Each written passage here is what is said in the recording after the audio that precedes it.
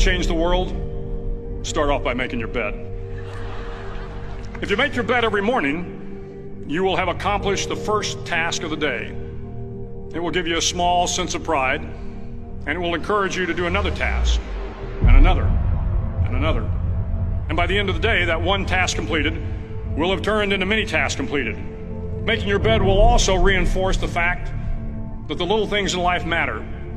If you can't do the little things right, you'll never be able to do the big things right.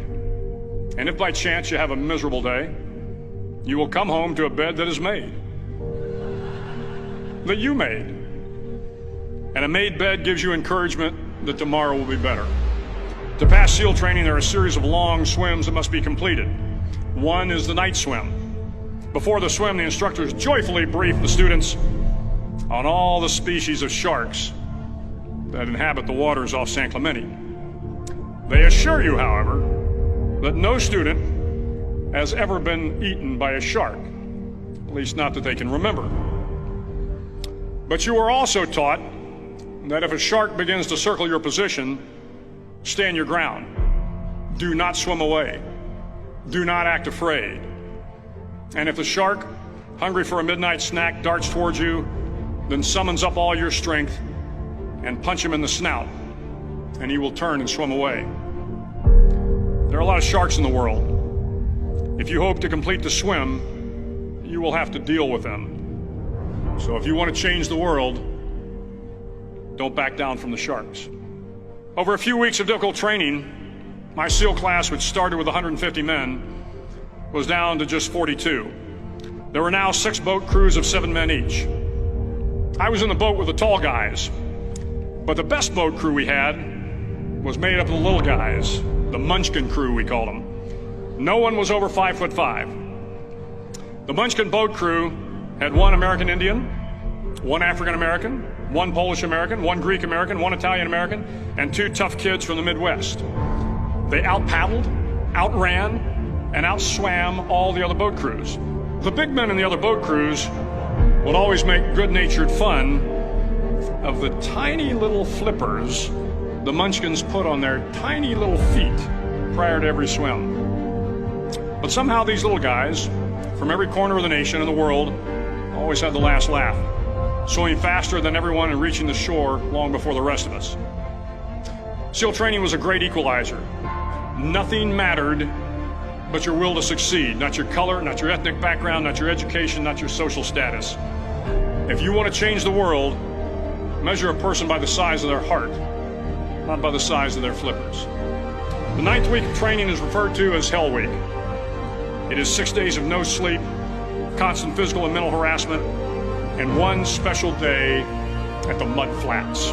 The Mud Flats are an area between San Diego and Tijuana where the water runs off and creates the Tijuana Sloughs, a swampy patch of terrain where the mud will engulf you. It is on Wednesday of Hell Week that you paddle down in the Mud Flats and spend the next 15 hours trying to survive the freezing cold, the howling wind, and the incessant pressure to quit from the instructors. As the sun began to set that Wednesday evening, my training class, having committed some egregious infraction to rules, was ordered into the mud. The mud consumed each man till there was nothing visible but our heads. The instructors told us we could leave the mud if only 5 men would quit. Only 5 men, just 5 men, and we could get out of the oppressive cold. Looking around the mud flat, it was apparent that some students were about to give up. It was still over 8 hours till the sun came up. 8 more hours of bone-chilling cold. The chattering teeth and the shivering moans of the trainees were so loud, it was hard to hear anything. And then one voice began to echo through the night. One voice raised in song. The song was terribly out of tune, but sung with great enthusiasm. One voice became 2, and 2 became 3, and before long, everyone in the class was singing. The instructors threatened us with more time in the mud if we kept up the singing, but the singing persisted, and somehow the mud seemed a little warmer, and the wind a little tamer, and the dawn not so far away. If I have learned anything in my time traveling the world, it is the power of hope. The power of one person, a Washington, a Lincoln, King, Mandela, even a young girl from Pakistan, Malala. One person can change the world by giving people hope. So if you want to change the world, start each day with a task completed. Find someone to help you through life. Respect everyone. Know that life is not fair and that you will fail often. But if you take some risks, step up when the times are the toughest, face down the bullies, lift up the downtrodden, and never ever give up. If you do these things, the next generation and the generations that follow will live in a world far better than the one we have today. And what started here will indeed have changed the world for the better.